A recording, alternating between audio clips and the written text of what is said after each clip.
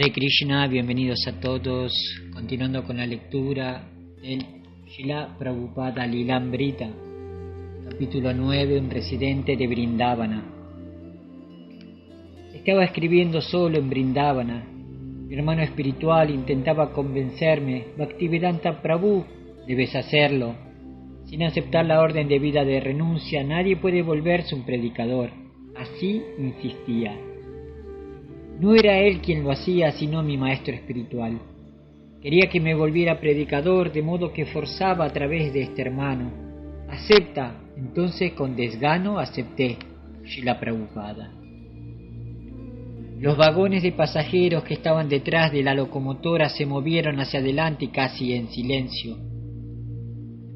Golpeando a un ritmo lento sobre los rieles, el tren salió de la estación. Pasó el depósito de cargas, un barrio de viviendas en ruinas, la vieja fortaleza de Delhi, el basural en Nasimuddin, con sus cientos de cuervos y buitres que lo sobrevolaban, y por una mezquita de arenisca roja con cúpula de mármol. Sentado en un compartimiento de tercera clase, con su equipaje acomodado detrás del asiento, Abhay vio a los trabajadores de una fábrica cerca de las vías. Todos ellos llevaban sus almuerzos en tifins de metal. A continuación también vio las fábricas, rodeadas de chozas hechas de barro y paja.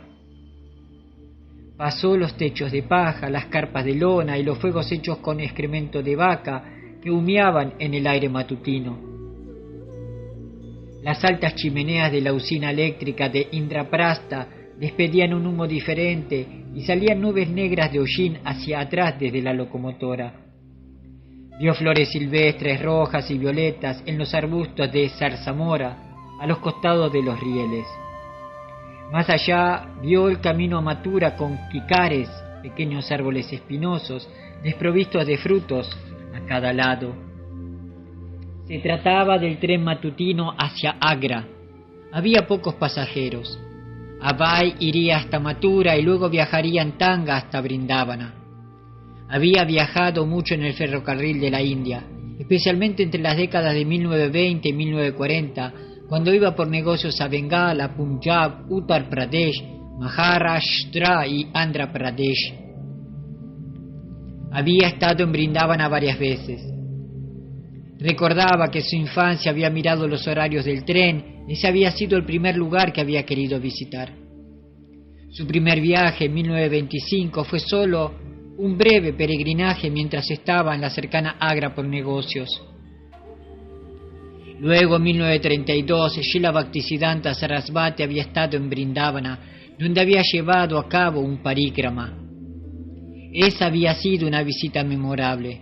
Abhay lo había escuchado hablar en la ciudad de Koshi y Srila Bhaktisiddhanta lo había señalado. A él le gusta escuchar. Luego, en el Radhakunda, 3 años más tarde, estuvo con su maestro espiritual otra vez, pero nunca como en esta ocasión, para vivir ahí. Vestido con un simple dhoti blanco, con la mano en su bolsa de yapa pasando las cuentas, miraba por la ventana mientras cantaba en voz muy baja el santo nombre. El tren pasó por los densos matorrales de Faridabad y por los campos agrícolas, con sus parcelas de trigo, legumbres y caña de azúcar que se extendían hasta las vías a lo largo de cientos de metros hacia la tierra seca y sin cultivar que continuaba hasta donde el ojo podía ver. El tren corría más rápido. Las aldeas rurales se veían pasar por la ventanilla. A 1 hora de Delhi la tierra era casi plana y despejada, con pequeñas aldeas esparcidas. En ciertas ocasiones se vislumbraba algún antiguo y sorprendente templo, pero la mayor parte del tiempo miraba la tierra, a veces estéril, con unos pocos árboles de palmera y otras cultivadas en campos regados, bajo un amplio cielo azul y el sol abrasador. Durante mucho tiempo Abhay había querido refugiarse en Vrindavana y en ese momento no tenía obstáculos.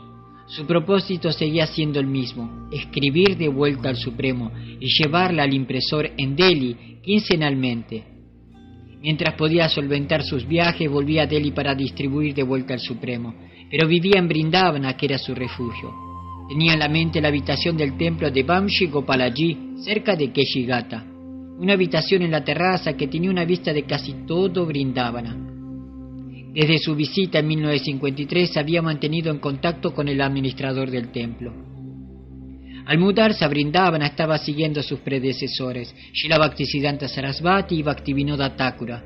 Habían tenido sus casas en el Radhakunda y predicado en Vrindavana. Gaura Kishore Das Babaji, Jagannatha Dasa Babaji, Visvanatha Chakravarti y Narottama Dasa Thakura habían vivido tanto en Vrindavana como en Navadvipa, cerca del lugar del nacimiento del Señor Chaitanya. El Señor Chaitanya y sus seguidores inmediatos tuvieron una relación especialmente íntima con Vrindavana. El Señor Chaitanya había comisionado a Rupa Goswami y a Sanatana Goswami que descubrieran los lugares de los pasatiempos de Krishna en Vrindavana, que durante siglos habían estado perdidos. Rupa y Sanatana habían dejado prestigiosos puestos en el gobierno para ir a vivir a Vrindavana. Vestidos con simples taparrabos, habían vivido sin residencia y se habían acostado cada noche bajo un árbol diferente. Junto a Jiva Goswami, Raghunatha Dasa Goswami, Raghunatha Bhatta Goswami y Gopala Bhatta Goswami, conocidos y adorados como los 6 Goswamis de Vrindavana, compilaron una extensa bibliografía sobre el Krishna Bhakti. Inspiraron a ricos patrocinadores Vaishnavas para construir los grandes templos de Vrindavana: Govindaji, Vadana Mohana, Radha Damodara, Radha Ramana. En el Radhakunda, poco después de la partida del Señor Chaitanya de este mundo, Raghunatha Dasa Goswami había cantado 100.000 nombres de Krishna y disertado durante varias horas al día sobre los pasatiempos del Señor Chaitanya. Ahí también Krishna Dasa Kaviraj había compilado el Chaitanya Charitamrita, libro en el que se narra la vida y las enseñanzas del Señor Chaitanya. Incluso aquellos Gaudiya Vaishnavas que no vivieron en Vrindavana la mantuvieron siempre en sus corazones y proclamaron sus glorias. El Chaitanya Charitamrita describe el gran éxtasis que experimentó el Señor Chaitanya mientras viajaba desde Puri a Vrindavana. La mente de Sri Chaitanya Mahaprabhu estaba absorta en amor estático en Jagannatha Puri.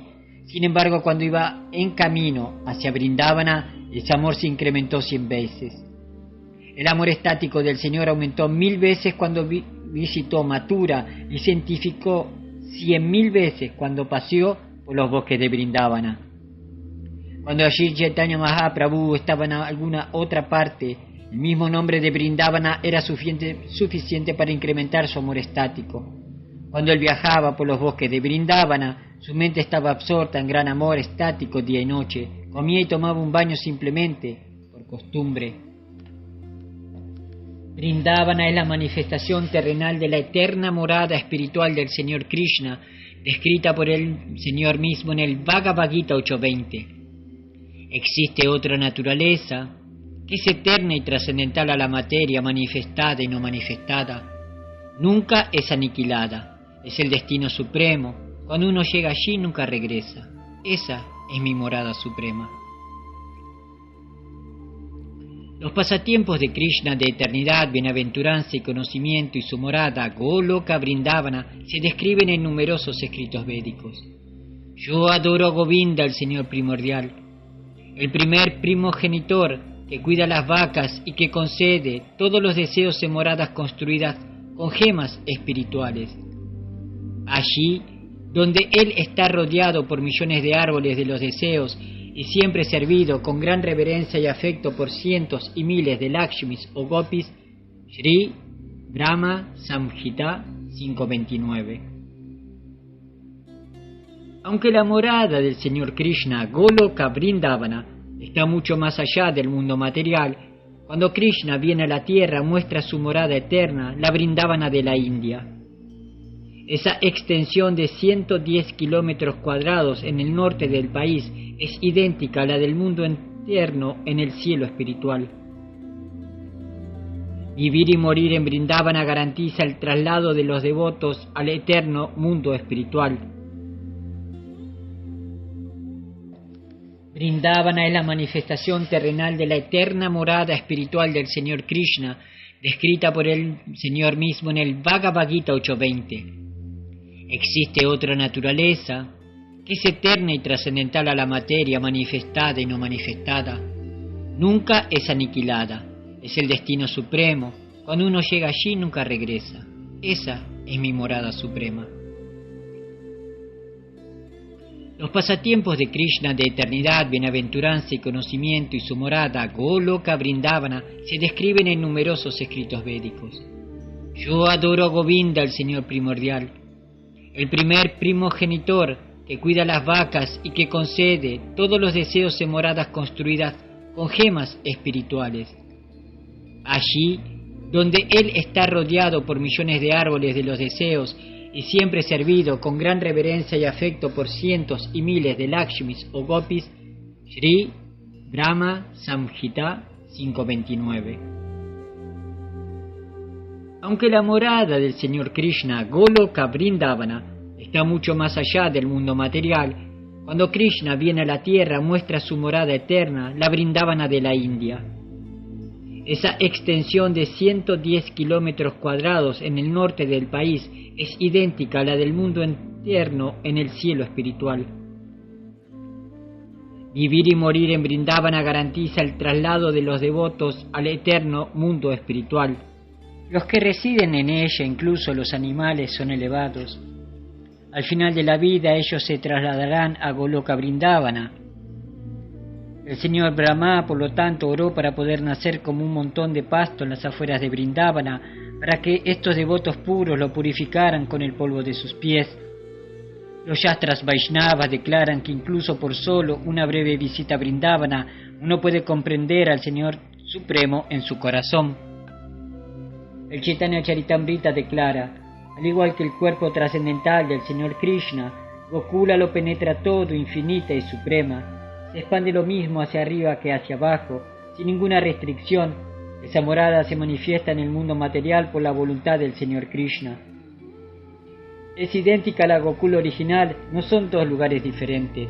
El suelo allí es de la piedra de toque Chintamani y los bosques están plenos de árboles de los deseos. Los ojos materiales lo ven como un lugar común. Chaitanya Charitamrita Adilila 5:18-20. El lugar ideal para la prédica de conciencia de Krishna es Brajabhumi Vrindavana, donde la gente siente una inclinación natural a amar a Krishna y Krishna también se siente naturalmente inclinado a amarlos. Chaitanya Charitamrita Madhya Lila 4:95. El tren llegó a Mathura. Abai descendió con el equipaje y miró a su alrededor. Vio el edificio de la estación de transporte de Mathura recientemente construido. Ya fuera de la estación encontró un conductor de tanga, acordó el precio y se dirigió hacia Keshigata. Durante casi 1 kilómetro el tambaleante carro tirado por un caballo siguió la calle entre las vías y el jardín lateral. Al llegar a la calle principal, doblando hacia la izquierda, pasaron por debajo de un puente del ferrocarril y entraron en un mercado abierto. Sobre el piso se exhibían montones de frutas, verduras y granos. Los vendedores estaban sentados, cambiando y pesando mercadería mientras los clientes daban vueltas. Las mujeres de Mathura, vestidas con saris de colores llamativos, amarillos, verdes, rosados y violetas, se movían afanosamente por el lugar. El tránsito de vehículos consistía en su mayoría en carros de bueyes, cuyos conductores se sentaban en cuclillas sobre los yugos que se extendían entre los lomos de sus animales. Fustigaban a un buey y luego al otro, con un trozo de soga unido a un mongo de madera. Aunque era la zona más poblada del viaje hacia Vrindavana comparada con Delhi, parecía simple y rural. El sol estaba alto. Aunque el calor del verano había pasado, el techo de la tanga proporcionaba un refugio parcial al brillo intenso. Después del mercado, la calle doblaba hacia la derecha. Y Abai vio las cercanas cúpulas blancas de la sólida mezquita de Arenisca que señalaban el Krishna Chamastana, el lugar de nacimiento del Señor Krishna. Siglos atrás, los invasores musulmanes habían destruido el enorme templo de Krishna y habían erigido una mezquita en su lugar. En ese momento, directamente enfrente de la mezquita, se erigía un templo de Krishna más nuevo y más pequeño. Se acercaron a un empalme hacia 3 direcciones: Nueva Delhi, Mathura, Central y Vrindavana. El conductor le pegó al caballo con su fusta y la tanga avanzó en dirección a Vrindavana. Se acercó una manada de vacas blancas cuyo encargado caminaba entre ellas, portando una vara. La calle estaba ocupada con tangas y lentos carros de bueyes que crujían, cargados con productos del mercado y arrastrados por búfalos de agua, negros y retacones. Una hilera de pequeños asnos de patas delgadas llevaba cargas enormes de leñas y bolsas de arena. Aunque la vida de Abai había cambiado mucho desde que llegó por primera vez a ese lugar, años atrás, para ver a su maestro espiritual durante el paríkrama, Vrindavana se había mantenido igual. Sintió que ir a ese lugar había sido la mejor decisión porque había dejado el calor, el tráfico, el humo y las pasiones humanas de Delhi. Fue un alivio natural. Sin embargo, mientras sentía emociones trascendentales por Vrindavana, las impresiones de los meses de prédica en Delhi se mantenían en su mente. Las calles de la ciudad y él mismo, yendo de un lugar a otro con sus revistas, de vuelta al Supremo. La vida de Delhi había sido la prédica constante y vigorosa. En ese momento tenía más de 60 años. Sin embargo, no iba a Vrindavana para retirarse. Se había liberado de las responsabilidades de la vida de casado, pero no de la idea de hacer que de vuelta al Supremo fuera tan popular y a la vez tan sofisticada como el Illustrated Weekly. Viviría en Vrindavana y viajaría todos los días a Delhi, nunca dejaría de predicar. La línea de los árboles más alta le indicó los límites de Vrindavana, mientras el delgado caballo trotando por la estación de policía y por los bebedores para animales. A ambos lados del camino aparecieron jardines de fincas y arras privados. Bajo la relumbrante luz del sol florecían delicadas flores blancas malati, caléndulas doradas, árboles de frangípani, hibiscos rojos, árboles de lamentos y muchos otros, algunos conocidos solo en Vrindavana. El templo de Radha Govinda surgió como una fortaleza a su izquierda y enfrente, a cierta distancia, la elevada torre del templo de Ranganatha. Entraron por calles angostas, en lugares más estrechos y ocupados por mercados y viviendas. Luego todo se volvía más tranquilo. Al final de una calle próxima al río Yamuna, cerca del lugar de baño Keshigata, estaba la pequeña y hermosa entrada ornamentada del templo de Vamchi Gopalaji, un edificio de 3 pisos con 3 cúpulas y numerosos arcos decorados. Después de atravesar el desagüe y subir 3 escalones de mármol, Abai entró por la puerta delantera, seguido por el conductor que llevaba el equipaje. Una vez dentro se quitó los zapatos y entró al patio que estaba abierto al cielo a través de una rejilla de metal 2 pisos arriba, donde se posaban algunos pájaros. Un rayo del lugar solar iluminaba un costado del patio. Sobre un polar había una maceta de tulasi. El templo estaba tranquilo y silencioso.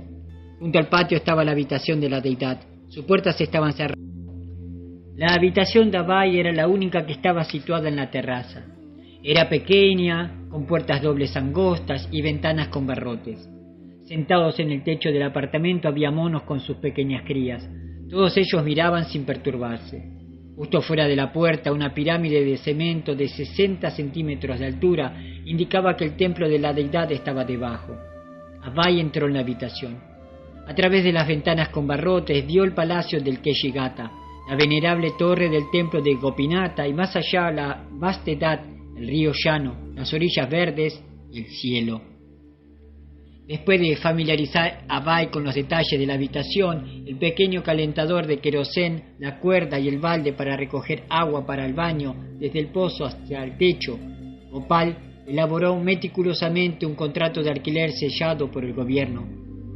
Abai escribió un breve párrafo mediante el cual acreditaba ser discípulo de Srimad Bhaktisiddhanta Sarasvati Prabhupada y declaraba que iba a alquilar la habitación por 5 rupias al mes. Ambas partes firmaron. Después de tomar un baño, Abai tomó prasadam y descansó. Cuando escuchó sonar las campanas del templo, bajó para ver a las deidades. Gopal, que había sido el pujari por muchos años y que había visto la reconstrucción del templo en 1923, le había dicho que la deidad Vamchi Gopalaji había sido instalada hacía 350 años por Mahant Prahlada Dasa de la Nimbarkana Vaishnava Sampradaya. Gopal había hecho lo mismo con la deidad de Radharani. Vamchi Gopalaji, parado en una graciosa forma curvada mientras sostenía su flauta, era muy atractivo. Tenía 90 centímetros de altura y era de mármol negro. Radharani, ligeramente más baja, era de bronce. Estaban vestidos de manera sencilla, con prendas de algodón natural blanco, y estaban iluminados por el débil brillo de una lámpara de querosén. Abai se dio cuenta de que a esas deidades se las cuidaba muy bien, aunque debido a la escasez de recursos no había opulencia. Volvió a la terraza mientras el sol se ponía sobre el pueblo de Brindávana. A lo largo del pasillo, que estaba totalmente vacío, Abai caminó y cantó yapa. Disfrutaba de la refrescante brisa que llegaba desde el Yamuna al anochecer. En ocasiones, un bote solitario pasaba por las calmas aguas del río y se oía a lo lejos que algún devoto cantaba oraciones vespertinas en el Keshigata. Abai se sentía contento en el lugar de los pasatiempos del Señor Krishna. No era un recién llegado cuya primera jornada transcurría en un pueblo extraño. Todo lo que veía, olía y sentía le era familiar y querido.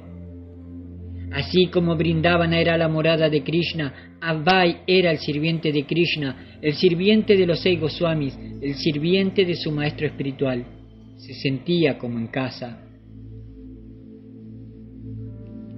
Mientras el día se tornaba en crepúsculo, las campanas del templo sonaron por todo el pueblo. Abai caminó hacia el costado occidental de la terraza y miró la ciudad de los miles de templos, el de Govindaji, el de Ranganatha y otros más pequeños.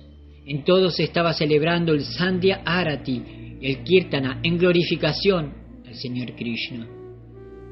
Respondió a los paisajes y a los sonidos de Brindávana como solo un devoto puro podía. Sus pensamientos y emociones estaban plenos de aprecio y conciencia de Krishna, de los devotos de Krishna y de la tierra de Krishna. Naturalmente comenzó a pensar en predicar, y anheló que otros conocieran la paz íntima y el éxtasis de Brindávana. Krishna, la suprema personalidad de Dios, estaba invitando a todas las almas a unirse a Él en su morada eterna, aunque incluso en la India pocos comprendieran.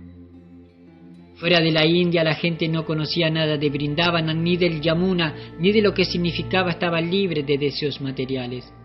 ¿Por qué no todo el mundo podía tener eso? Es una morada de paz. Sin embargo, nadie sabe acerca de ella, ni siquiera las personas interesadas, aunque en realidad la están anhelando. Pensó en la revista De Vuelta al Supremo y en cómo, por la misericordia de Krishna, podría expandir la prédica más allá de la India al mundo entero. En relación a sus hermanos espirituales, habría sido mejor que trabajaran juntos en el Gaudiya Mata. Ninguno, sin embargo, parecía estar haciendo nada más que mantener un templo aquí, un ashram allá, adorando una deidad, comiendo y durmiendo. No obstante, muchos de ellos al menos mantenían los principios regulativos. Pero había más que hacer para difundir las glorias de Brindávana. Abai cantaba y pensaba en Krishna. Gradualmente volvió a su tarea de producir el número de octubre de la revista, dado que se iba a imprimir pronto en Delhi, tenía que cumplir ese plazo. A la mañana siguiente, antes de que saliera el sol, los residentes de Brindávana estaban muy atareados bañándose en el Yamuna, ofreciéndole puya a sus deidades y recitando mantras. Pero Abai se había despertado antes que la mayoría porque había estado escribiendo en la quietud de la noche bajo la luz de su habitación. Mientras redactaba con esmero en inglés, aparecieron referencias de las escrituras y ocuparon su lugar en los convincentes argumentos. Durante horas escribió página tras página en un cuaderno borrador, hasta que de a poco el gorjeo de los pájaros que despertaban indicó el fin de la calma nocturna. Pronto saldría el sol. Fiel a su horario y disciplina habituales, dejó de escribir y comenzó a cantar yapa en su habitación. Pronunciaba el mantra Hare Krishna con voz suave y profunda.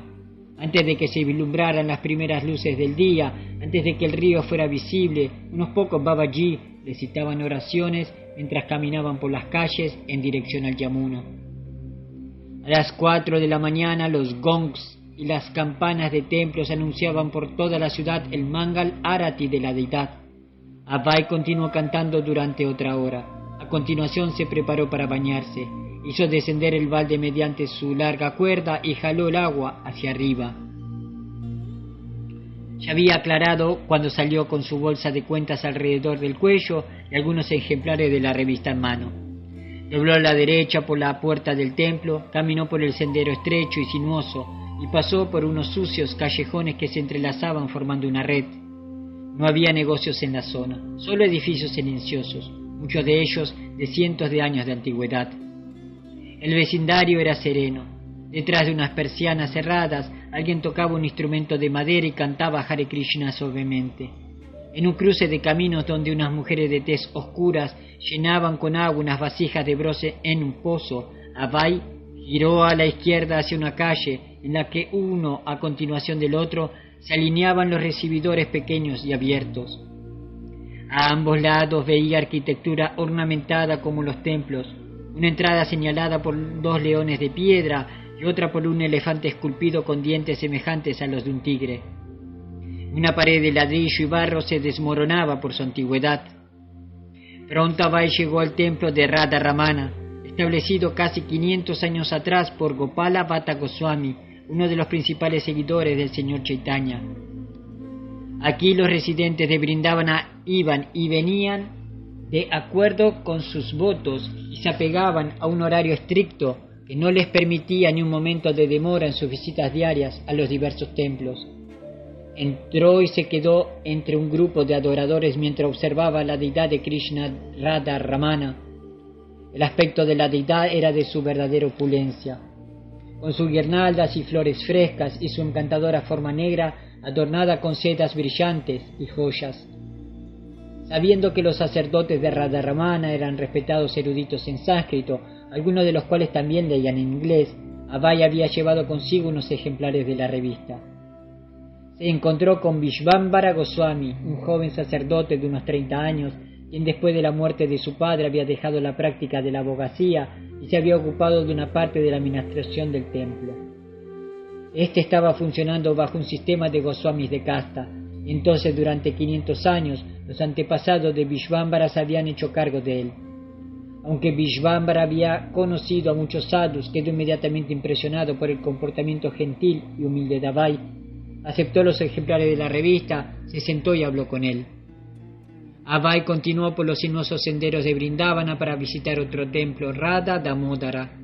Pasó frente a ancianos babachis y mujeres que llevaban agua y por un local comercial junto a una entrada abierta donde la gente adoraba una Shiva Linga. Algunos monos sentados sobre una alta pared de cemento saltaban de techo en techo, de cornisa en cornisa, parloteaban y gesticulaban mientras Abai caminaba debajo. A medida que avanzaba la mañana comenzaron a aparecer unos niños descalzos que jugaban entre las puertas abiertas. Caminaba cantando chapa, con la mano derecha en su bolsa de cuentas. Sus labios apenas se movían. Casi nadie lo conocía en Vrindavana.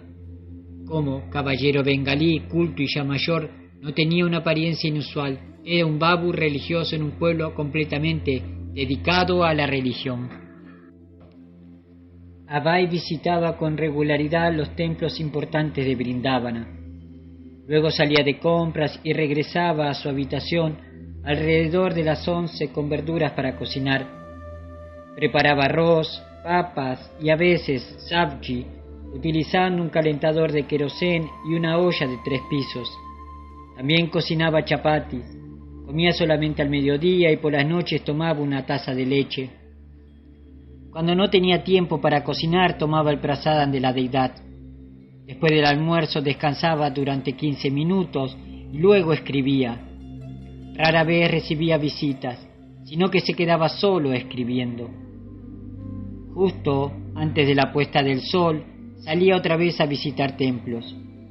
En el que Shigata pasaba delante de unos sadhus sentados solo aquí y allá que contemplaban el Yamuna. El río en sí era transitado. Algunas veces 1 o 2 botes se movían lentamente en la placidez de sus aguas. En ocasiones un pez salpicaba o un pájaro volaba por encima del río. El Shigata era tranquilo y hermoso, especialmente después de que el sol se ocultaba. Al verlo a Abai, los sadhus lo saludaban con una expresión habitual en Vrindavana, Jaya Radhe, y Abai le contestaba su Hare Krishna. Cuando la noche caminaba por el pueblo, se encontraban en medio de las vibraciones de un kirtana tras otro. En los templos de Krishna, Rama, Chaitanya, Nrsimha o Shiva, o las entradas de los ashram, en los hogares y también entre los grupos de gente que caminaba por las calles había kirtana. Hare Krishna, Krishna Krishna, Hare Hare, Hare Rama, Rama Rama, Hare Hare. A menudo veía grupos de viudas bengalíes reunidas en algún vestíbulo. Miles de ellas vivían en los ashram de Vrindavana. Permanecían juntas, llevaban una vida austera, usaban apagados saris blancos, mantenían corto el cabello y nunca salían de Vrindavana ni siquiera para ir a Mathura. Solo deseaban quedarse en Vrindavana para morir allí cantando Hare Krishna. Un hombre se sentaba tocando la mirdanga y lideraba un canto mientras unas viudas aplaudían con ritmo irregular y respondían con sus voces infantiles. El tambor, el palmoteo, los cantantes, poco refinados pero serios, emitían un dulce sonido en la placidez de la noche. Abai caminaba y mientras el sonido de un kirtana se debilitaba, otro surgía, otro para recibirlo. La campana de un templo sonaba con fuerza y se entremezclaba con los tambores, los címbalos y los coros de otro grupo y de alguna persona que pasaba cerca y cantaba su propio Radhe Radhe. Incluso los saludos eran kirtana, Jaya Radhe, Haribol. Los otros pasaban, las carreteras hacían ruido, los hombres bromeaban o hacían su última transacción del día en el mercado y las vacas de la calle regresaban a sus casas en el cencerro colgado del cuello. De una u otra manera todo estaba conectado con Krishna. Cuando Abai volvía al aislado templo de Vamshi Gopalaji, también escuchaba kirtanas, solo que eran más íntimos, quizás solo un hombre y su esposa en una habitación. Él tocaba la mirdanga y cantaba una línea de un bhajam y ella respondía cantando. Vrindavana no era común. Cada cantante sonaba dulce, un experto melodista en su propio estilo, y todos cantaban acerca de Krishna. Él estaba presente en cada ocasión y evento.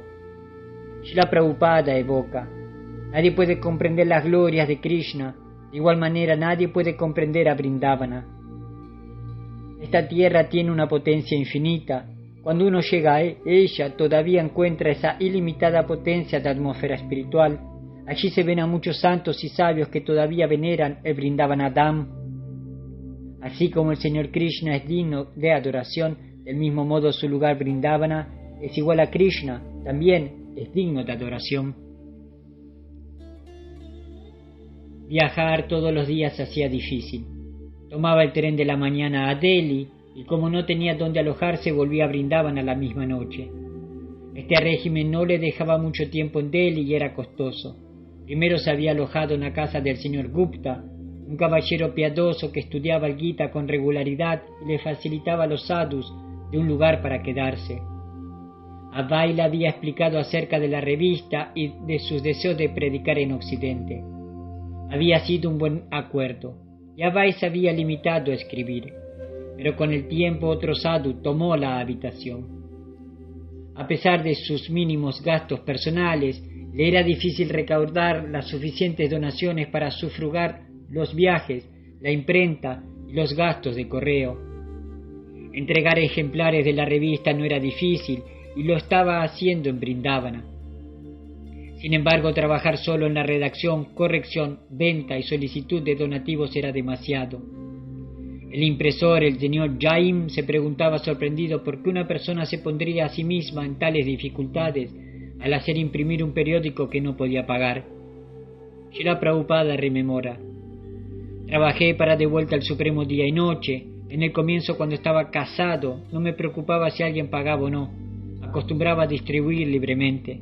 Sin embargo, mi situación se complicó cuando dejé mi vida de casado y comencé a vivir solo, algunas veces en Vrindavana y otras en Delhi, o incluso cuando viajaba para impulsar la revista. Después de la 12ª edición quincenal consecutiva, el número de 20 de noviembre de 1956, Abai se quedó sin dinero. El señor Jain, exasperado, le dijo que no podía imprimir solo por amistad. Abai volvió a Vrindavana, donde pasó el tiempo escribiendo sin ninguna perspectiva de publicación.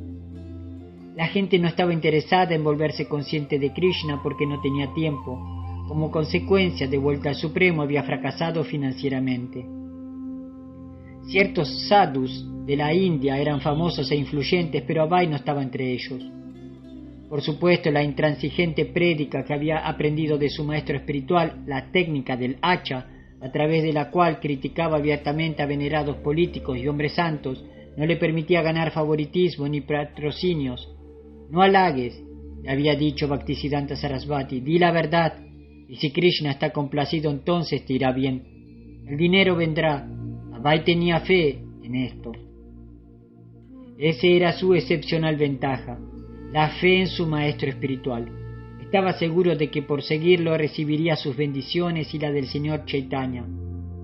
Aunque durante los últimos 2 años continuó transitando hasta donde pudo, cada camino que había abierto se mantuvo sin desviarse y aspiraba a servir la orden de Srila Bhaktisiddhanta Sarasvati. Tenía confianza.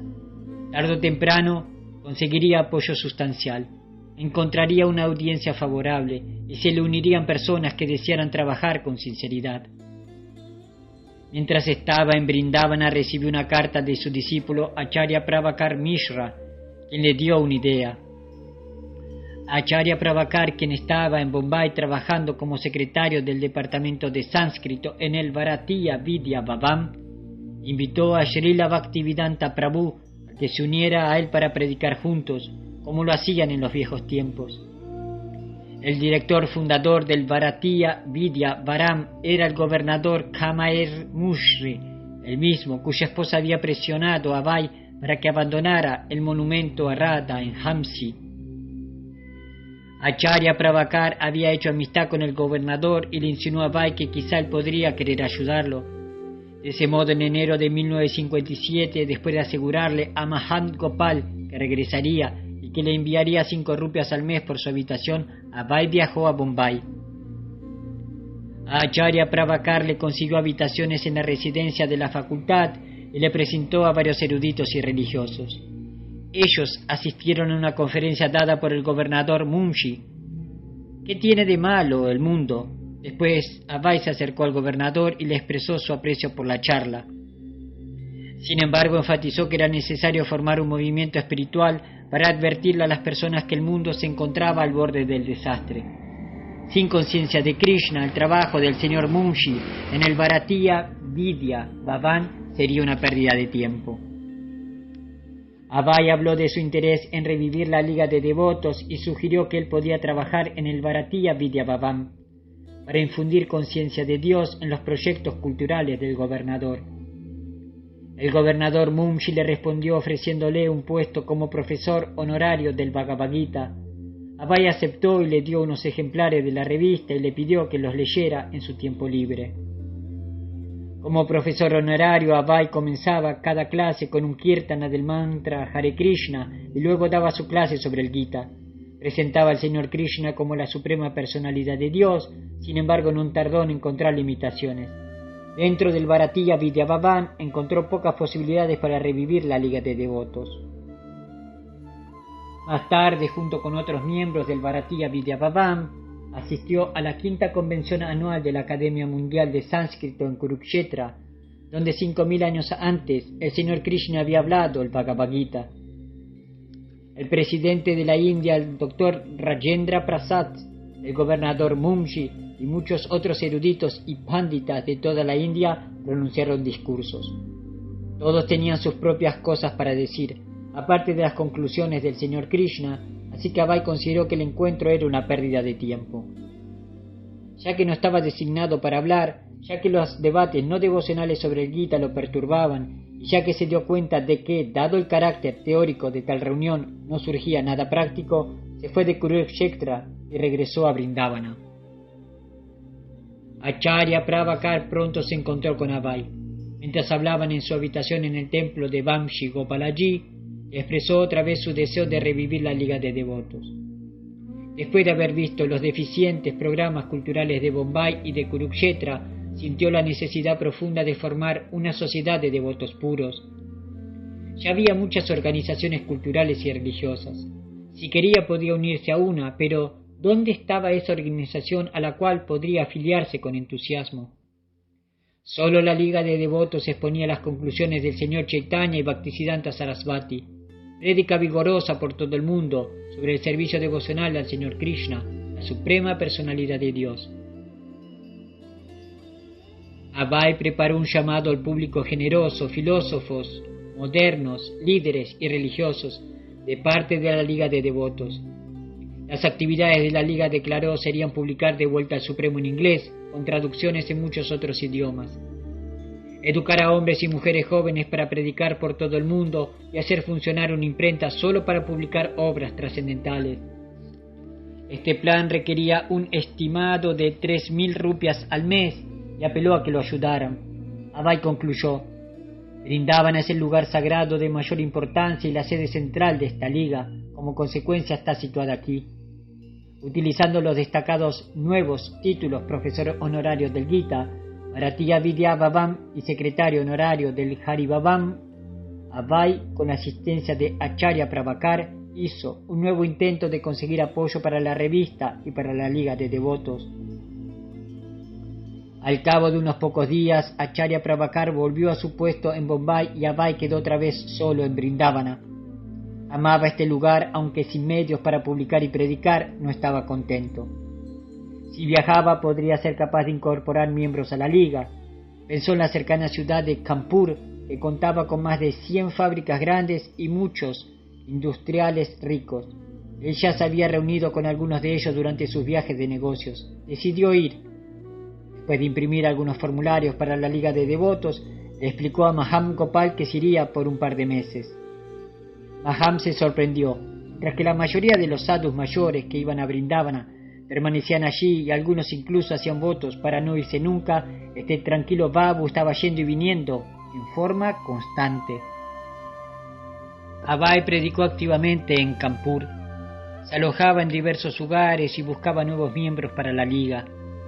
Como invitado del Anandeshwar Satsang Mandal, dio conferencias con regularidad en el concurrido Gata de Parmat sobre el Ganges. Se hizo de conocidos entre los industriales y educadores, a un punto tal que a menudo se sentaba y conversaba con ellos durante horas. Muchos quedaron impresionados por su dedicación y su tono amable.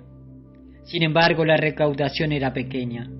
Cuando les ofrecía a los ricos magnates una membresía institucional, por lo general optaban por la suscripción de 2 rupias al año. Reunió unas pocas cartas de agradecimiento y al cabo de 2 meses se marchó. Después de algún tiempo en Vrindavana, decidió regresar a Bombay y predicar. Aquí rompió enseguida su relación con el sofocante Bharatiya Vidya Bhavan y abandonó la residencia de la facultad. Se alojaba una semana en las casas de distintos patrocinadores y trataba de generar interés en sus actividades misioneras. Cuando un amigo de Acharya Prabhakar organizó clases públicas para las multitudes que se congregaban los domingos al anochecer en la playa, Abhay aceptó. Siguiendo la costumbre establecida, se sentaba entre sus almohadones y la gente reunida, de 500 a 1000 personas, lo escuchaba, mientras él departía a viva voz acerca de la filosofía del Bhagavad Gita. Habló durante varias noches. También hubo otras oportunidades para dar conferencias. En una semana habló varias veces en el templo de Vishnu. Abhay quería hacer más que dar conferencias ocasionales ante audiencias que no daban señales de comprometerse. Dentro de sí crecía la convicción de que debía predicar fuera de la India. Era una idea que le había rondado desde hacía tiempo.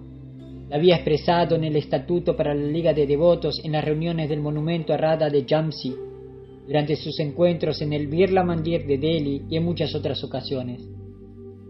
Informalmente se le había expresado cientos de veces a sus conocidos. Había tejido ese sueño en todos sus escritos. Estaba listo para viajar a cualquier parte a fin de cumplir la orden de Srila Bhaktisiddhanta Sarasvati de predicar en inglés. En la India la población de habla inglesa era pequeña, así que Abhay continuaba soñando con ir a Occidente. Se había podido viajar a Bombay, a Delhi y a Kanpur, ¿por qué no a Londres o a New York, donde millones de personas hablaban inglés y nunca habían escuchado el mensaje del señor Chaitanya? Le escribió al señor Ved Prakash, un industrial de Kanpur, para explicarle la idea.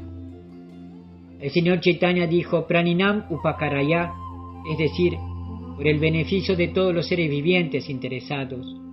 Mientras prestan primeros auxilios en la batalla, los hombres de la Cruz Roja, aunque están igualmente dispuestos para con todos los soldados heridos, le dan prioridad a los que tienen alguna chance de mejorar. A veces a los que no tienen esperanza de sobrevivir se los deja de lado. En la India, incluso después de lograr la Swaraj, la mentalidad predominante es la idea del estilo hecho en Londres. Es una larga historia. En pocas palabras, en nombre de un gobierno laico, los líderes indios se han dedicado a todo lo extranjero. Han dejado de lado el atractivo tesoro espiritual de la India e imitan el estilo de vida material de Occidente. Así quedan atrapados en una red de errores de juicio, dudas, imperfecciones e hipocresía. El conocimiento védico de la India está por encima de todos los defectos mencionados. No obstante, nosotros, los hindúes, estamos ahora mismo descuidando ese maravilloso conocimiento védico. Esto se debe a un manejo inapropiado. La presentación del Vedanta Sutra está a cargo de personas desautorizadas de diferentes áreas. En consecuencia, la gente recibe malos consejos. En el reciente entusiasmo nacional de los líderes de India, de los industriales y de los funcionarios, no hubo tiempo ni tampoco deseo de comprender el mensaje del Vedanta Sutra, ni siquiera del Bhagavad Gita.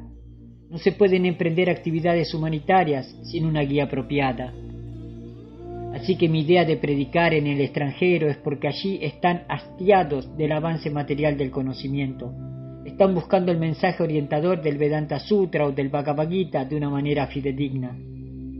Estoy seguro de que la India regresará a la vida espiritual cuando los principios sean aceptados por los europeos y los estadounidenses, entre otras sociedades, porque a la gente de este país tiene el hábito de mendigar tras haber descuidado su patrimonio. Ese es mi punto de vista. De todas maneras debemos tomar solo la oportunidad de hacer servicio. Una forma de expandir su manera de predicar fue enviar por correo ejemplares de la revista De Vuelta al Supremo fuera de la India. Como un incentivo para conseguir donantes, hizo saber que los nombres estarían impresos en cada ejemplar. Su ambición era obtener grandes donaciones, hacer numerosas impresiones y enviar de vuelta al Supremo a más de 50 países. Asignó cupos. Estados Unidos recibiría 10.000 ejemplares, Argentina 500, Bélgica 500, Brasil 500, Birmania 1.000, Canadá 500, Chile 500, China 10.000, otros 10.000 para Rusia y otros tantos para Inglaterra. Pero los donantes y las donaciones nunca aparecieron y los planes para de vuelta al Supremo nunca se concretaron. Abai se dio cuenta de que mientras la gente de la clase educada y culta de la India rechazaba su propia cultura espiritual, una serie de doctrinas conflictivas y no autorizadas presentadas en el nombre del hinduismo desconcertaba a las masas inclinadas hacia lo religioso. Un ejemplo alarmante de esta tendencia le llamó la atención mientras predicaba en Bombay durante el verano de 1958. Un grupo publicaba una semana del Bhagavata, pero las enseñanzas de dicho grupo discrepaban con la presentación pura en el Parampara del Bhagavata. El Srimad Bhagavatam era la escritura devocional por excelencia, la encarnación literaria de Krishna. Sin embargo, los organizadores del evento utilizaban ese libro sagrado para enseñar el impersonalismo y minimizar al Señor Krishna. A través de unos amigos, Abai se enteró de esas vergonzosas reuniones. El 28 de julio de 1958 le escribió al líder del evento, Sri Ratanji, implorándole que se apartara del Srimad Bhagavatam. Tengo el gusto de informarle que he recibido a través del secretario del Centro Espiritual de Bombay su carta de invitación para participar de la Semana del Bhagavata. Como sé qué clase de evento pueden llevar a cabo los mayavadis para engañar al público inocente, entonces no solo me abstengo de asistir a la función, sino que también les aconsejo a muchas otras personas que no vayan, por la sencilla razón de que la recitación del sagrado Bhagavata está siendo realizado por hombres que no tienen acceso a esta gran escritura, en la cual solo las personas que están liberadas de toda religiosidad artificiosa pueden tomar parte. Algunos amigos que asistieron a su evento me han dicho que los pasatiempos del señor Krishna están siendo mal interpretados en su organización bajo el pretexto de evitar que se le considere una personalidad inmoral. Para resguardar a estas audiencias necias en el futuro, Maharaj Parikshit ya le había pedido a Shripad Shukadeva Goswami que esclareciera las actividades Rasa Lila del señor Shri Krishna. La naturaleza trascendental de Rasa Lila no requiere ser disculpada por ningún mayavadi o moralista carente de espiritualidad. El lila es lo que es. En el shloka número 30 se prohíbe que las personas sin roce con lo trascendental se complazcan en la escucha del Rasa Lila o que lo escuche de otra persona de igual condición.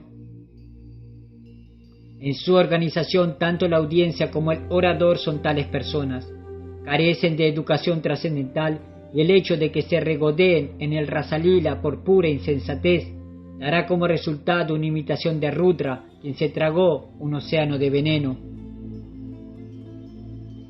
Aunque advirtió que él podía llegar a iniciar acciones judiciales contra el semejante fraude religioso, la semana del Bhagavata continuó y cientos de personas resultaron engañadas. Mientras que a los supuestos seguidores de la cultura védica se los estafaba en su confianza, los modernos hindúes occidentalizados la rechazaban por considerarla anticuada. Participaba el primer ministro Nehru, que no estaba en absoluto inclinado hacia lo espiritual. Apoyaba la modernización y lo que Abai llamó ideas Made in London. Al menos Mahatma Gandhi, aunque nunca hubiera respondido a las cartas de Abai, había sido un hombre espiritual, no así su seguidor, Pandit Nehru.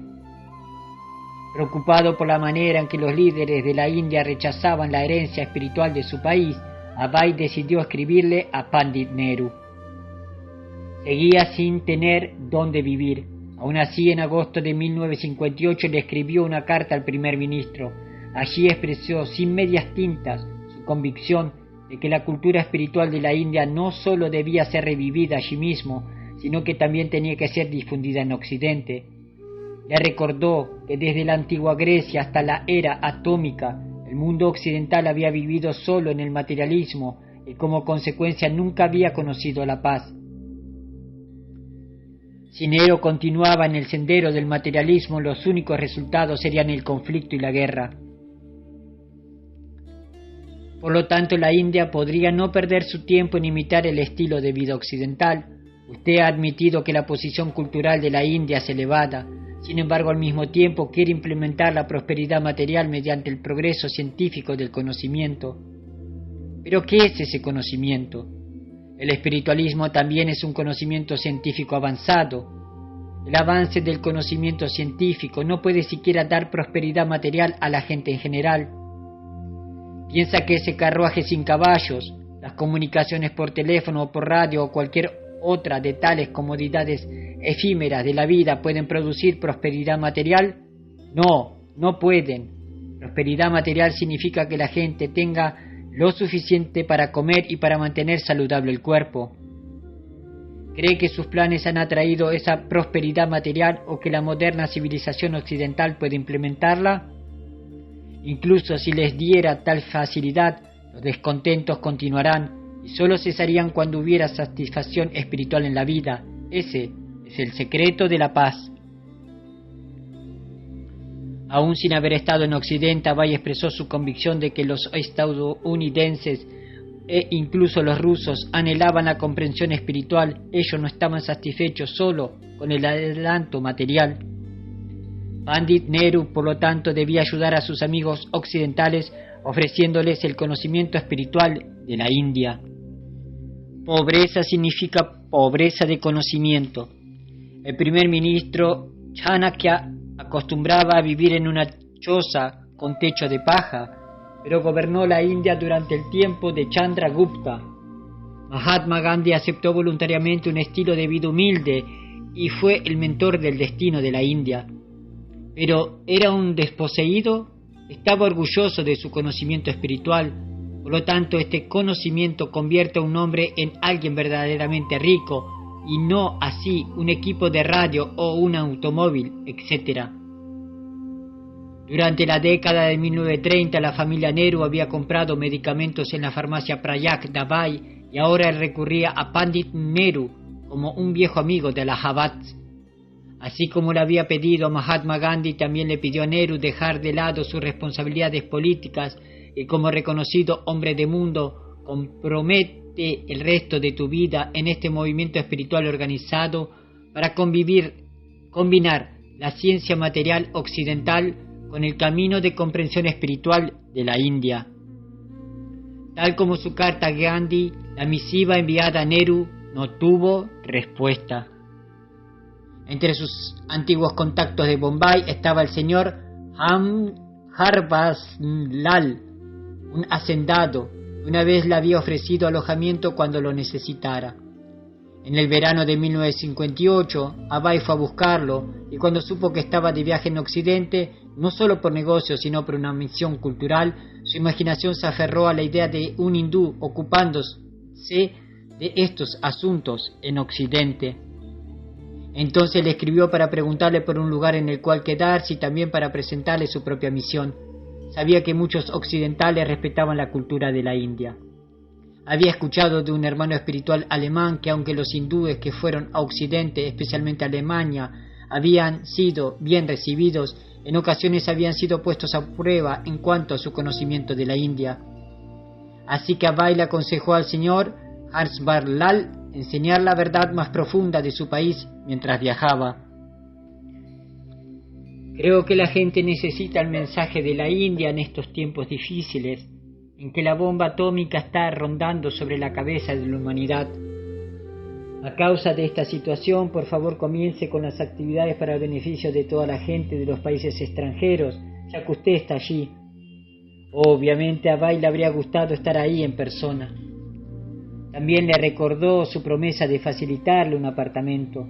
Estoy pasando mis días en Bombay con grandes dificultades por carecer de un lugar apropiado para residir, pero la carta nunca dio con el viajero.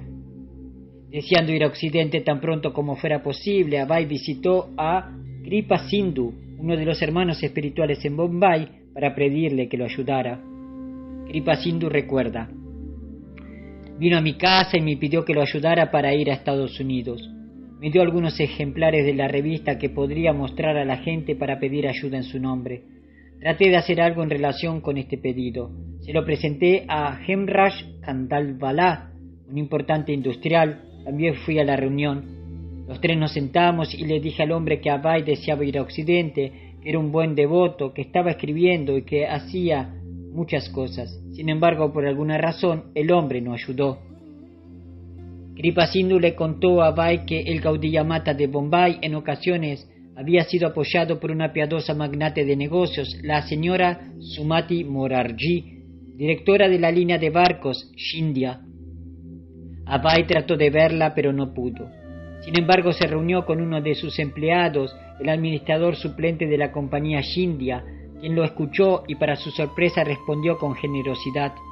Lo consideró un sadhu genuino. Por lo tanto, le ofreció una rebaja del 50% en un viaje desde la India hacia Estados Unidos, cosa que dejó por escrito. Abai de inmediato comenzó a hacer trámites para conseguir su pasaporte y la visa. Sin embargo, no pudo recaudar ni siquiera lo que correspondía a la mitad del precio. Si volvemos a 1956, en Delhi, él había estado luchando y sin hogar, y en ese momento, al considerar los 2 últimos años de viaje fuera de Vrindavana, sentía que su posición en realidad no había mejorado. Quizá Krishna no quería que tuviera éxito de esa manera, no obstante algo positivo había conseguido: la férrea voluntad de ir a Occidente y predicar. Ahí, seguramente, encontraría el éxito.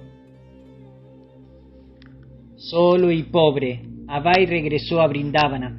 Tenía 62 años, aún así no pensaba retirarse.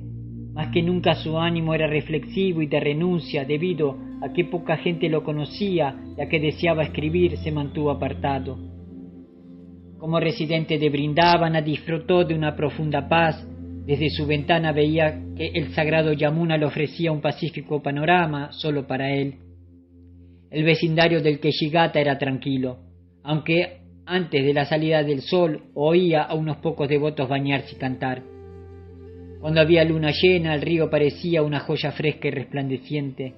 En la mañana el sol se mostraba como una mancha roja, un fuego ardiente contra una pared opaca que irrumpía y aclaraba todo el cielo. Durante el caluroso resplandor del mediodía, mientras la habitación estaba en sombras, Abai veía desde su ventana el brillante sol en el cielo, al otro lado de la superficie plateada del tranquilo río. Alejándose unos pasos de la puerta de su habitación, divisaba a lo largo de kilómetros cientos de templos agrupados en el simpático pueblo de Brindávana. Los diferentes kirtanas y el sonar de las campanas de los templos, las canciones espontáneas al Señor Krishna en numerosos hogares y en las calles se elevaban y llenaban el aire de devoción. En el balcón Abai cantaba yapa sin que nada lo interrumpiera. Disfrutaba de una vida simple y casi despreocupada de las necesidades mínimas.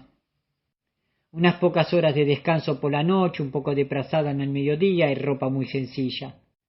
No tenía que adular a nadie, mantener a nadie, ni administrar la vida de nadie. Su mente e inteligencia estaban libres y se concentraba en forma constante en el servicio a su maestro espiritual. Consideró que las circunstancias en las que estaba inmerso era una preparación para una tarea más grande que estaba por llegar. A pesar de su avanzada edad, sintió que el trabajo apenas había comenzado. Sin embargo, se sentía confiado. Vislumbraba una asociación mundial de devotos. No era un sueño vano, aunque no tenía certeza de cómo podría ocurrir. Conocía su deber. En ese momento continuaba describiendo en artículos y libros su visión y la de los maestros espirituales que lo habían precedido. No obstante, tan pronto como fuera posible, debía ir a Occidente. Los occidentales, había concluido, no estaban satisfechos con una vida material confortable desprovista de una comprensión espiritual. Más que sus compañeros hindúes, ellos estarían abiertos a recibir el mensaje de la verdad absoluta. Sabía que debía ir, e iría si Krishna lo deseaba. Vivió de manera austera en Brindávana y mantenía un registro exacto de cada gasto y de cada entrada. Con cuidado llevaba un libro de contabilidad como si estuviera dirigiendo un negocio sustancial, aunque sus compras fueran solo un poco de leche, algunas verduras, carbón para cocinar, viajes en autobús y su mayor gasto, envíos por correo. Compuso un poema en bengalí, Brindavana Bhajam. Sus estrofas iniciales eran especialmente reflexivas y personales. Estoy solo en Brindavana Dham. En este sentimiento estoy comprendiendo muchas cosas. Tengo esposa, hijos, hijas, nietos, todo. Mas no tengo dinero, así pues soy una gloria estéril. Krishna me ha mostrado la naturaleza material completamente desnuda. Por su fuerza todo es insípido actualmente para mí. Yasyaham anugrihanimi harishetat danam shanaihi. Poco a poco dejo sin riquezas a aquellos con quienes soy misericordioso. ¿Cómo comprender esta misericordia del todo compasivo? Todos me han abandonado al verme sin dinero. Esposa, parientes, amigos, hermanos, todos. Es la desdicha, pero me hace reír. Estoy solo y me río. En este Maya Samsara, a quien amo en verdad. ¿A dónde han ido ahora mis afectuosos padre y madre? ¿Y a dónde están mis mayores, los que fueron mi propia gente? ¿Quién me hablará de ellos? Dime, ¿quién? Una lista de nombres es lo único que queda de esa vida familiar. Así como la espuma se disuelve otra vez en el mar, el juego de Maya Samsara se parece a eso. Nadie es madre o padre o pariente. Así como la espuma del mar, ellos se quedan solo un corto tiempo. Así como la espuma se disuelve otra vez en el mar, el cuerpo hecho de 5 elementos se encuentra la destrucción. ¿Cuántos cuerpos toma el alma de esta manera? Los parientes están relacionados apenas con el cuerpo temporal. Pero todos son tus parientes y hermanos en el plano espiritual. Esta relación no está tenida con el aroma de Maya. El Señor Supremo es el alma de todos. En relación con Él, todos los seres del universo son lo mismo. Todos son tus parientes y hermanos, las miles de millones de jivas. Cuando se ven en relación con Krishna están todas en armonía. Olvidando a Krishna, la jiva desea complacencia de los sentidos y como resultado es firmemente capturada por Maya. Durante una visita a Delhi en octubre recibió una donación de Kaviraj Vaidyanath Singhar para imprimir 1000 ejemplares de la revista De Vuelta al Supremo. Rápidamente editó el número del 20 de octubre. Por supuesto, el nombre del donante figuró en la primera página. Era el primer número que imprimía en 2 años. Otro donante, el señor Subodh Kumar Kapoor, de Ramalal Kapoor e hijos, siguió el ejemplo del señor Singhar y donó fondos suficientes para editar 1000 ejemplares del número de noviembre. El artículo de la primera página de este número fue Verdad y Belleza. En un artículo editorial publicado en The Times of India se había especulado si la verdad y la belleza eran compatibles. La conclusión a la que se había llegado era que la verdad no siempre era hermosa, sino con frecuencia fea y desagradable. Abai no estuvo de acuerdo.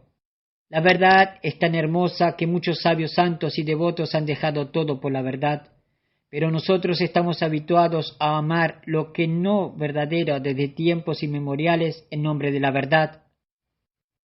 Sostuvo, sin embargo, que la verdad mundana y la belleza eran incompatibles. No sólo no era hermosa la verdad del mundo material, no era verdad. Y la belleza del mundo material no era verdadera belleza. Para explicarlo, contó esta historia. Una vez un hombre se enamoró de una hermosa muchacha que trató de resistirse a sus propuestas. Cuando él insistió, ella le pidió que esperara 7 días, después de los cuales lo aceptaría. Durante los siguientes 7 días la muchacha tomó un purgante y un laxante fuerte, defecó y vomitó repetidas veces, guardó los desechos en baldes. De ese modo la supuesta muchacha hermosa quedó delgada, flaca como un esqueleto y su tez se tornó negruzca. Sus hermosos ojos quedaron hundidos en las cuencas del cráneo. Al cabo de 7 días el hombre apareció bien vestido en la casa de la muchacha. Allí encontró a una señorita a quien le preguntó por la hermosa joven que lo había citado ahí. El hombre no había podido darse cuenta de que la muchacha que lo estaba esperando era la misma joven por la cual él preguntaba. Esa muchacha se encontraba en condiciones lastimosas y el hombre, en su necedad, no pudo reconocerla pese a que ella insistía en que era quien él buscaba. Todo ese deterioro se debía tan solo a los efectos del medicamento. Por último, la muchacha le contó al hombre que había separado los ingredientes de su belleza, que los había guardado en recipientes y que él los podría disfrutar. El lunático aceptó ver los jugos de la belleza y así fue llevado donde estaban guardados el excremento y los vómitos, que emanaban un olor intolerable. De ese modo le fue revelada la forma en que la señorita había extraído los líquidos de su belleza. Además, afirmó que la literatura que no describe la verdad última y la belleza de la persona suprema era mejor que el vómito y el excremento, aunque fuera presentada como poesía y filosofía. En Estándares Morales explicó: la moral es el patrón de actividades por medio del cual la autoridad suprema queda satisfecha. Las escrituras contienen códigos morales que prohíben las relaciones sexuales pecaminosas, la matanza de animales, la ingesta de sustancias embriagantes y la participación en juegos de azar por dinero. Atribuyó el éxito de Mahatma Gandhi como líder público a su cumplimiento de estos principios morales. También elogió el sistema védico de matrimonio. Después de alcanzar la pubertad, toda mujer desea un hombre, y si no se casa dentro de ese periodo y se le permite relacionarse con muchachos, es muy natural que exista la posibilidad de caer, ya sea por parte de él o de ella. A pesar de las cambiantes condiciones sociales, Abhay argumentó: no se pueden consentir las relaciones pecaminosas con el sexo opuesto porque las condiciones sociales hayan cambiado. El vínculo ilícito con una mujer es el comienzo de toda inmoralidad. En Eruditos Engañados presentó una publicación crítica de la edición del Bhagavad Gita del Dr. Radhakrishnan, en la que citaba específicamente el verso 34 del capítulo 9, donde el Señor Krishna declara que uno siempre debe pensar en él y volverse su devoto. El Dr. Radhakrishnan ha comentado: No es al Krishna personal a quien tenemos que entregarnos totalmente, sino al eterno inaciente y sin comienzo que habla a través de Krishna. Aunque el significado obvio del Bhagavad Gita es que uno debe rendirse a Krishna, la persona suprema impersonalista como el Dr. Radha Krishnam ensucian el significado simple y sencillo del verso con sus juegos de palabras. En el día de la desaparición de Srila Bhaktisiddhanta Sarasvati, a Abai lo embargaba un profundo sentimiento de separación de su maestro espiritual. Comprendió que sus instrucciones eran más importantes que la presencia física y que de hecho estaba presente en ellas. De esta manera, Abai siempre había estado junto a su maestro espiritual. Sin embargo, en el día del aniversario no pudo evitar sentir su pérdida. Recordó que en 1932 él era un grihasta y un discípulo nuevo. En ese momento no había tenido libertad para hacer tanto servicio como en este. No obstante, en aquellos años fue a ver a su maestro espiritual, le ofreció reverencias, comió los remanentes de su prasadam, caminó junto a él, escuchó su voz y recibió su mirada personal. Abai recordó esas ocasiones en que se habían encontrado. Cuán poderosa había sido la misión de Srila Bhaktisiddhanta. Sus imprentas habían funcionado día y noche, habían impreso revistas, libros y al diario Nadia Prakasha.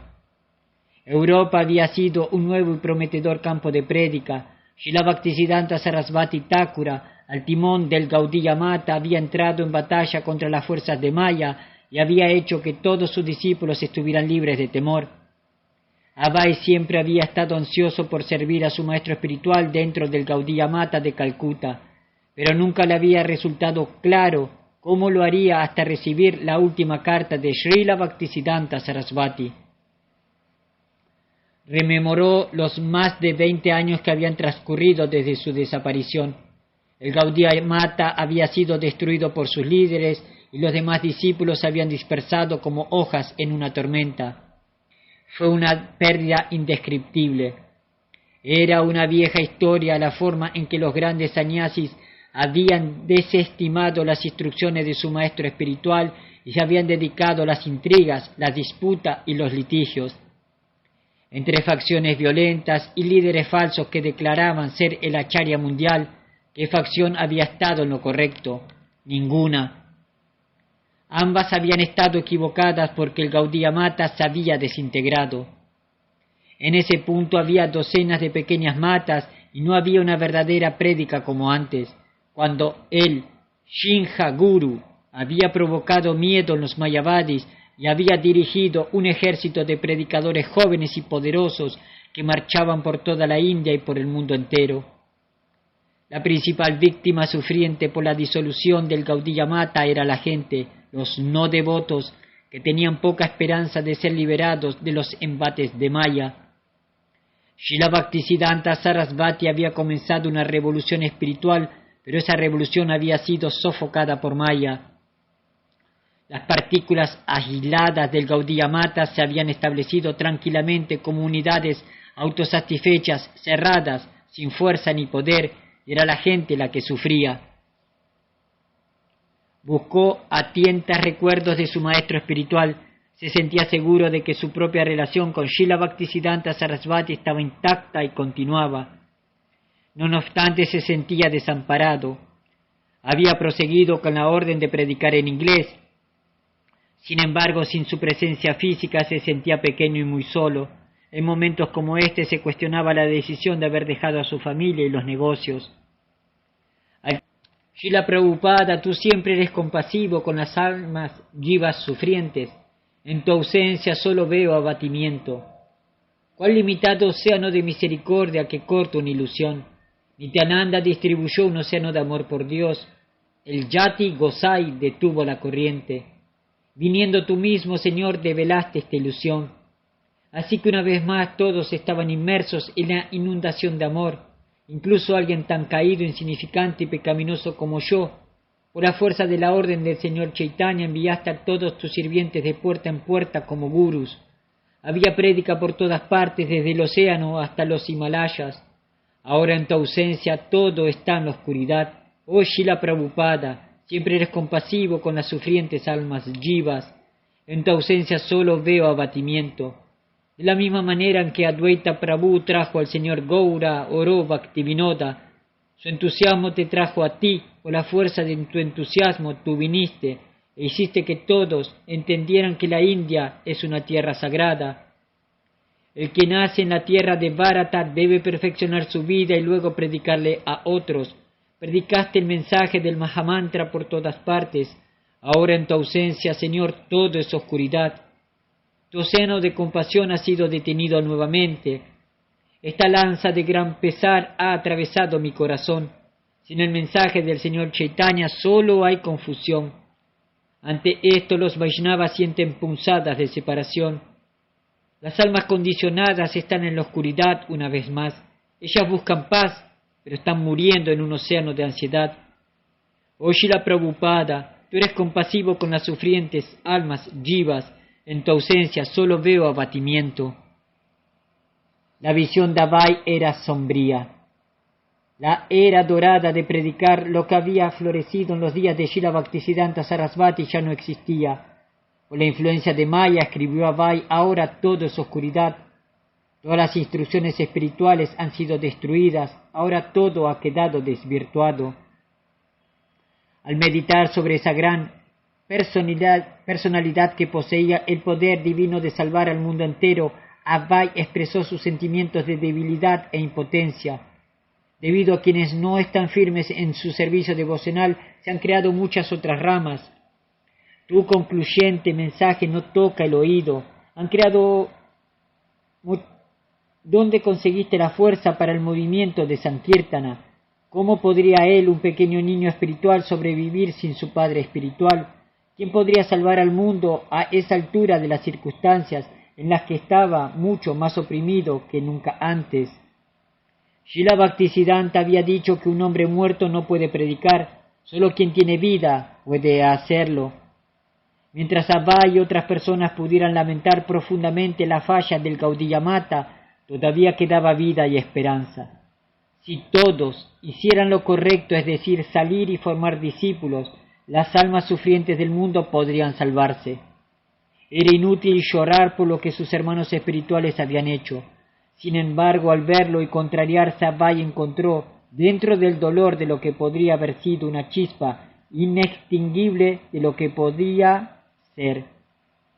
Envió este poema y Vrindavana Bhajana a Keshava Maharaj, quien los publicó en la Gaudiya Patrika. Una noche tuvo un sueño sorprendente, el mismo que había tenido varias veces antes durante su época como jefe de familia. Srila Bhaktisiddhanta Sarasvati aparecía tal como Abai lo había conocido, el alto y erudito sannyasi, directamente del mundo espiritual, desde el séquito personal de Krishna. Lo llamaba y le indicaba que debía seguirlo. Retiradas veces lo llamaba y le hacía señas. Le estaba pidiendo que tomara sannyasa. Ven, le pedía con insistencia, vuélvete un sannyasi.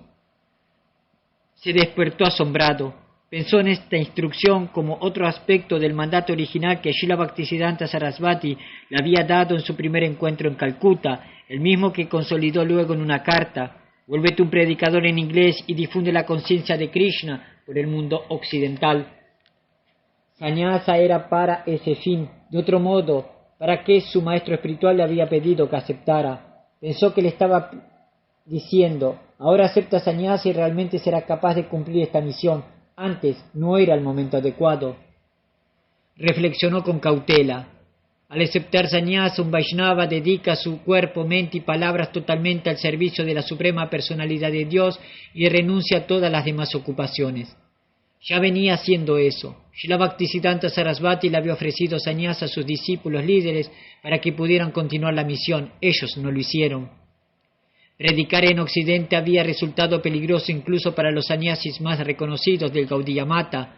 ¿Cómo podría un simple jefe de familia suponer que podría salir airoso donde los otros habían fallado? Tenía dudas. El sentimiento de desamparo y de incapacidad que había expresado en su viraja Ashtaka estaba presente en su interior. Sin embargo, en ese momento su maestro estaba dándole una señal por sobre todas las demás consideraciones, incluso por encima de la humildad natural de Abai. Si bien era mayor y estaba solo, el deseo de predicar, al igual que su maestro lo había hecho, permanecer dentro de él como una férrea voluntad, aunque a veces no lo expresara en palabras. El estándar védico y el ejemplo establecido por los acharyas previos era que si alguien quería liderar un movimiento de prédica, ese alguien debía tomar sannyasa. Srila Bhaktisiddhanta había tomado sannyasa para facilitar su trabajo misionero. El señor Chaitanya también lo había hecho para promover el movimiento de Sankirtana. Por supuesto, el señor Chaitanya era la suprema personalidad de Dios. No obstante, cuando sus jóvenes estudiantes habían sido respetuosos hacia él y lo habían tratado como un hombre común, tomó sannyasa. La aceptación de esta orden por parte del señor Chaitanya fue una táctica calculada debido a que un sannyasi es respetado en forma inmediata. Tan pronto como comenzó a viajar por toda la India, de inmediato atrajo a miles de seguidores al movimiento de Sankirtana. Al saber que muchos embaucadores adoptarían la ropa color azafrán para aprovecharse del respeto conferido a los sannyasis, el señor Chaitanya había desaconsejado aceptar sannyasa en la hora de Kali. Sabía que los falsos sadhus actuarían de modo inmoral, acumularían dinero para su propia complacencia de los sentidos y se harían de muchos seguidores solo para realzar su propio prestigio. Fingiendo ser swamis, engañarían al público. Debido a que la gente de Kali Yuga sería incapaz de seguir las reglas y regulaciones del sannyasa, el señor Chaitanya había recomendado que sencillamente cantaran Hare Krishna. Sin embargo, si una persona podía seguir esas reglas, y en especial si tenía que difundir el movimiento de Sankirtana, sannyasa era necesario. Abai primero tuvo que dirigir